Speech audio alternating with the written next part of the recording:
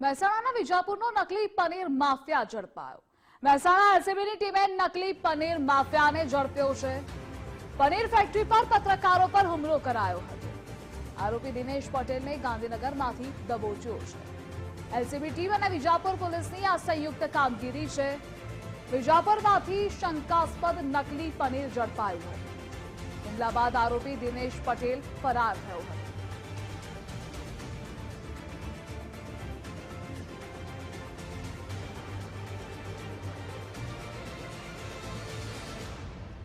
સંવાદદાતા મુકેશ જોશી જોડાયેલા છે। મુકેશ, નકલી પનીર માફિયા સામે શું કાર્યવાહી?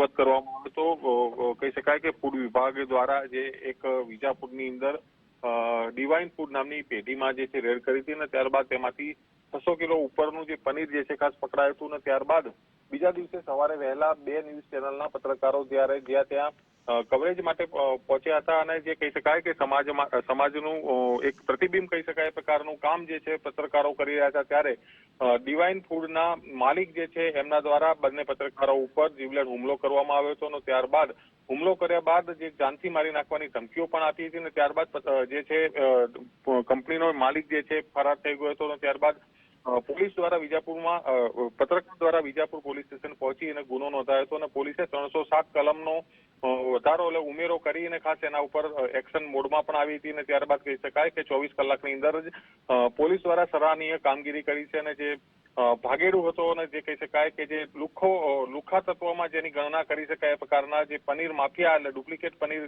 જે કહી શકાય લોકોને ખવડાવી અને સ્વાસ્થ્ય સાથે ચેડા કરતા હતા અને સાથે વાત કરીએ તો પત્રકાર ઉપર હુમલાના કેસમાં મોડી રાત્રે ગાંધીનગર તેના ભાઈના ઘર પાસેથી એની અટકાયત કરી છે અને હાલમાં એને વિજાપુર પોલીસ સ્ટેશન લઈ જવામાં આવ્યો છે અને ત્યારબાદ કહી શકાય કે એફએસએલની ટીમે પણ સ્થળ ઉપર પહોંચી અને તમામ જે કહી શકાય એવિડન્સ મેળવવાનો પ્રયત્ન કર્યો છે ત્યારે હાલમાં પોલીસ જે છે સખત કાર્યવાહી કરી અને જે લુખ્ખા તત્વ સામે કડક કાર્યવાહી જે છે હાથ ધરશે। જી મુકેશ, જોડાવા બદલ આભાર આપનો।